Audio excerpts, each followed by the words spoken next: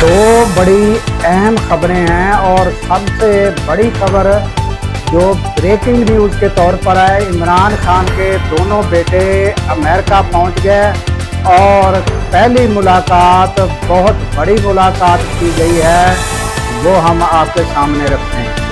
उसके अलावा नाज़रीन, गुज़श्ता रोज़ जो PTI मेंबरान, मुतअद्दिद मेंबरान को 10-10 साल की सज़ाएँ हुई हैं, उस पर जो है क्या रद्द अमल आया, ये भी हम आपके सामने रखते हैं। और नाज़रीन, गज़ा का मामला जो का त्यों है, उसके बारे में भी हम आपको बताते हैं।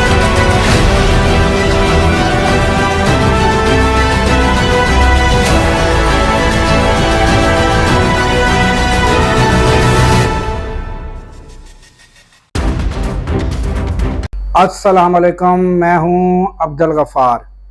नाज़रीन, सबसे पहले ब्रेकिंग न्यूज़ के तौर पर ये इतलात आ गई हैं कि इमरान खान के दोनों बेटे अमेरिका कैंपेन अपने वालिद की, उसको छुड़ाने के लिए जो उन्होंने कैंपेन शुरू की है, वो अमेरिका पहुंच चुके हैं और उनकी पहली मुलाकात रिचर्ड ग्रैनियल के साथ हुई है। और ये आप तस्वीर भी देख रहे हैं, उनकी बड़ी तफसीली मुलाकात उसके साथ हुई है। और वो रिचर्ड ग्रैनियल जो है, आप जानते हैं कि वो कैबिनेट मेंबर भी हैं और डोनाल्ड ट्रंप के इंतहाई करीब भी हैं। और उन्होंने मुलाकात के बाद जो ट्वीट किया है, वो उसमें कहा है कि आप अकेले नहीं हैं, हम आपके साथ हैं।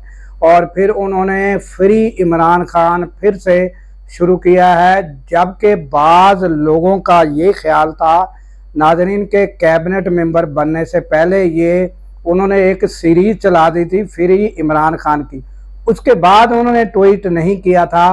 तो जिस तरह पाकिस्तान में सियासी लोगों के ख्यालात होते हैं और वो इलेक्शन से पहले तकारीर कुछ करते हैं और बाद में कुछ, तो यही नज़रिया उनके बारे में पाया जाने लगा कि जब उन्होंने हलफ उठा लिया है, अब उन्होंने कोई ट्वीट नहीं किया।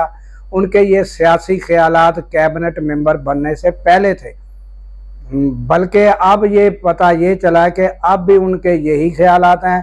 और उन्होंने ताज़ा जो ट्वीट किया है वो फ्री इमरान खान उन्होंने किया है। और ये अब आगे जो हैं इमरान खान के दोनों बेटे किन किन से मुलाकातें करते हैं और क्या आगे जो पेश रफ्त होती है, ये हम आपको बताते रहेंगे।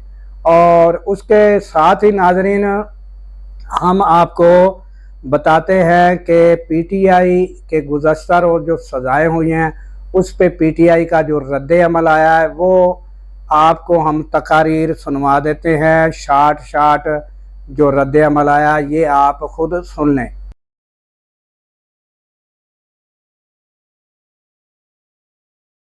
बिस्मिल्लाहिर्रहमानिर्रहीम, इय्याका नअबुदु व इय्याका नस्तईन। हमेशा हज़रत मौला अली का कौल था और है भी कि कुफ्र का निज़ाम चल सकता है, लेकिन जुल्म का, नाइंसाफ़ी का निज़ाम नहीं चल सकता।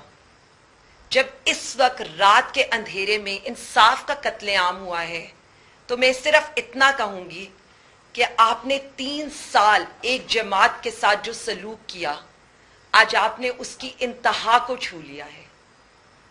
अफसोस ये नहीं है, अफसोस ये है कि कोविड में इस पंजाब को बचाती एक 74 इयर्स की कैंसर सर्वाइवर खातून डॉक्टर यास्मीन राशिद को 10 साल की सजा देकर आप क्या पैगाम देना चाहते हैं कि आइंदा कोई पंजाब की खिदमत ना करे?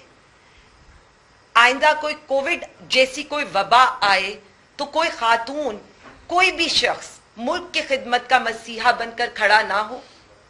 क्या पैगाम देना चाहते हैं आप सेनेटर एजाज चौधरी साहब को, जिनके 2 साल आपने प्रोडक्शन ऑर्डर्स जारी नहीं किए और 10 साल की सजा सुना दी? और क्या पैगाम देना चाहते हैं महमूद रशीद साहब को और हमारे एक्स गवर्नर साहब उमर चीमा साहब को?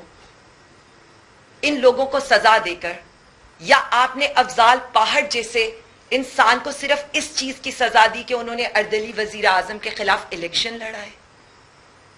हमारे ऑपोजिशन लीडर साहब ہمارے MNA صاحبان، ڈپٹی پارلیمانی لیڈر احمد چٹھا صاحب، ہمارے ریجنل جنرل سیکرٹری بلال اجاز صاحب، پہلے آپ نے ان سے ان کی سیٹیں چھینی، اب اس کے بعد آپ نے 10 سال کی سزائیں جو آج سنائی ہیں. صرف اتنا ضرور بتائیے گا کہ عوام کے جو لوگ منتخب ہو کر آتے ہیں ان سے آپ کو اتنی نفرت کیوں ہے؟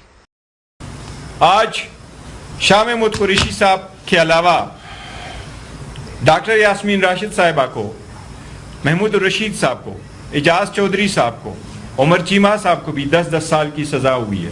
یہ ساری سزائیں قانون کے تقاضوں کو پورا کیے بغیر دی گئی ہے. رات کے اندھیری تک یہ ٹرائل چلاتے رہے، 11 بجے تک ٹرائل چلاتے رہے. ایک قسم کی ٹرائل گواہ پیش ہوئے. قانون کے تقاضوں کو پورا کیے بغیر ایسے سزائیں ناانصافی ہے. اس سے ملک کا اچھا نہیں ہوگا، اس سے ملک کی نہ صرف بدنامی ہوئی ہے. صرف یاد رہے پوری قوم کو کہ وہی 2 گواہ ہیں جو ہر مقدمے میں پیش کیے جا رہے ہیں پنجاب میں 9 مئی کے حوالے سے، اور بلکہ جہاں بھی 9 مئی کا مقدمہ ہوگا. کہا یہ جاتا ہے کہ ایک سازش بنی گئی، وہ سازش عمران خان صاحب نے بنی، اور اس کی گواہی کیا ہے؟ ایک پولیس کا ملازم جو کہتا ہے کہ میں کسی طرح کوئی سلیمانی ٹوپی اس نے پہنی ہوئی تھی کہ وہ زمان پارک میں داخل ہو گیا.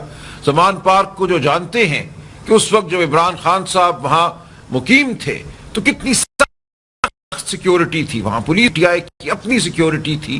وہ کہتے ہیں کہ میں داخل ہو گیا کسی طرح اور صوفے کے پیچھے اسی طرح دوسرا ملازم کہتا ہے میں میز کے نیچے چھپ گیا اور وہاں چھپے ہوئے میں نے سنا کہ ایک سازش بنی جا رہی ہے. تو یہ ہے وہ مذاکرہ خیز نوعیت کی گواہی جس کی بنیاد پر استخاذے کا پورا کیس جو ہے کھڑا ہے. بسم اللہ الرحمن الرحیم. پاکستان کی تاریخ میں آپ نے ایک مقدمے کا نام سنا ہوا ہے، اس کا نام تھا مڈ نائٹ جیکالز. اس مقدمے میں وکیل صفائی میں تھا. اس کے بعد پاکستان کی تاریخ میں آپ نے ایک دوسرے مقدمے کا نام سنا ہے جس کا نام تھا مڈ نائٹ جسٹس. وہ جب سائفر آیا تو مڈ نائٹ جسٹس آیا، جب سائفر زور سے آتا ہے تو مڈ نائٹ جسٹس جو ہے وہ بھی بڑا زور سے آتا ہے. لیکن اس وقت جو فیصلے آ رہے ہیں، یہ جو 5 تاریخ کے لیے عمران خان نے کال دی ہے، میں سمجھتا ہوں کہ یہ اس کے ساتھ لنکڈ فیصلے ہیں.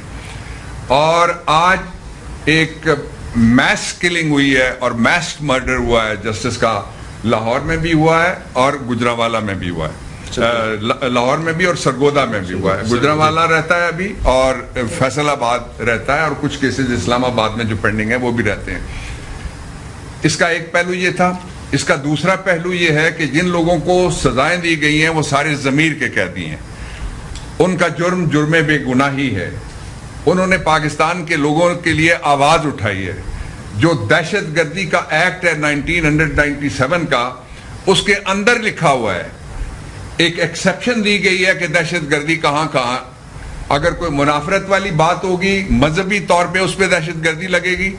اگر کسی جگہ کوئی وحشت گری کرتا ہے جس طرح سے ہو رہی ہے پاکستان میں بدقسمتی کے ساتھ، جو عمران خان کے دور میں ختم ہو گئی تھی دوبارہ شروع ہو گئی ہے، اس پہ دہشت گردی لگے گی. لیکن یہ لفظ لکھے ہوئے ہیں کہ اگر کوئی ڈیموکریٹک مظاہرہ کرتا ہے، جلوس نکالتا ہے یا ریلی نکالتا ہے تو اس کے اوپر دہشت گردی. تو ناظرین، آپ نے پی ٹی آئی رہنماؤں کا رد عمل سزاؤں کے بارے میں سنا. انہوں نے سب نے مذمت کی ہے، اور اس کے بعد ناظرین غزہ کے حالات جوں کہ توں ہیں، اور کیا آنے والے دنوں میں وہاں کو پیش رفت ہوتی ہے، اور یہ 60 روزہ جنگ بندی کہ کیا حالات بنتے ہیں. دعا گو رہیے اور ان کے لیے اللہ تعالیٰ آسانیاں کرے اور جلد ان کی تکالیف دور کرے.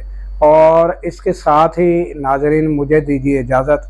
اللہ تعالیٰ پاکستان کی خیر فرمائے، پاکستان کی سرحدوں کی خیر فرمائے، اور سرحدوں پر معمور ہمارے جوانوں کو اللہ تعالیٰ شاد و آباد رکھے.